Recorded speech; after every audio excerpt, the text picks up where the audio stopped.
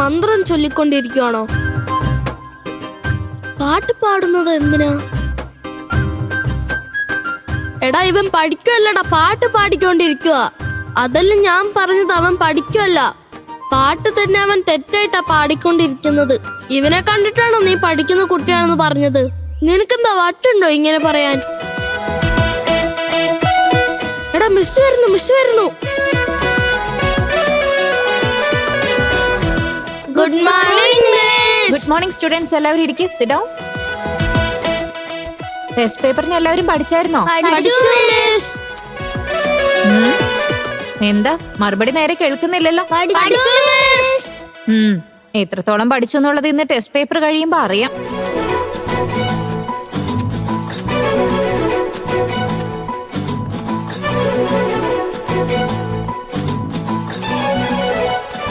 ദൈവമേ, ഞാനിവിടെ ബുക്ക് വെച്ചത് ആരും കാണരുതേ, എന്നെ രക്ഷിക്കണേ. ഇതിൽ ക്വസ്റ്റ്യൻ പേപ്പറോ അതിന്റെ ഒപ്പം ആൻസർ ഷീറ്റും ഉണ്ടേ. കറക്റ്റ് ഉത്തരം എഴുതണം. ഓക്കെ അല്ലേ?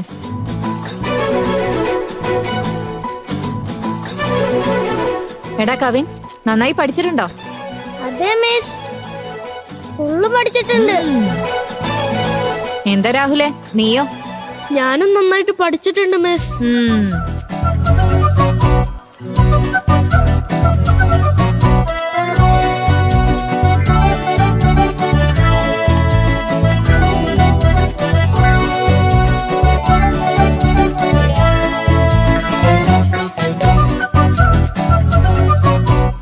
പഠിച്ചു കാണൂ.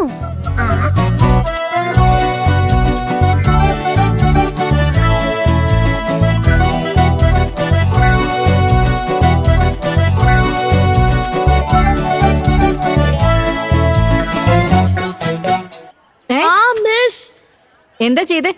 കോപ്പി അടിക്കുന്നോ? ഇല്ല മിസ്. പിന്നെ എന്തുവാടാ ഇത്? ഇത് ബുക്കാണ് മിസ്. ഈ ബുക്ക് ഇവിടെ ആരോ മറന്നു വെച്ചതാ മിസ്. ഇത് ഞാൻ ടേബിളിലേക്ക് എടുത്തു വെക്കാൻ പോയായിരുന്നു. നീ എന്താ ചെയ്തെന്ന് ഞാൻ കണ്ടോണ്ടേ ഇരുന്നെ. കോപ്പി അടിക്കാതെ മര്യാദയ്ക്ക് ഇരുന്ന് എഴുതാൻ നോക്ക്.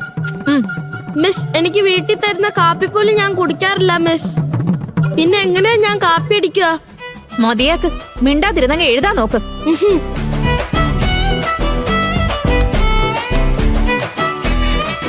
അയ്യോ, ബുക്കും പോയല്ലോ. എന്റെ കാര്യം പോക്ക. ഇവൾക്ക് നിലാന്ന് പേരുള്ളത് കൊണ്ടാണെന്ന് തോന്നുന്നു. രാത്രി മുഴുവൻ ഉറക്കം ഒഴിഞ്ഞ് പഠിച്ചരച്ച് കുടിച്ചോണ്ട് വന്നതുപോലെയാ.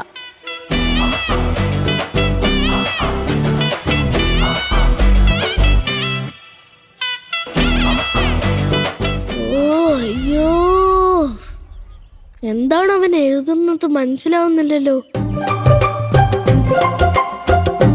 ഇവനെന്താ ഇത്ര ഭയങ്കര സിൻസിയർ ആയിട്ട് എഴുതിക്കൊണ്ടിരിക്കുന്നത്? ഒരു പക്ഷെ ഇവൻ പഠിച്ചിട്ട് വന്നതാണോ? എക്സാം പേപ്പറിൽ ശ്രീരാമജയം എഴുതി വെച്ചിരിക്കുന്നോ? നിനക്കൊരല്പമെങ്കിലും മൂളയുണ്ടോ? ഓ,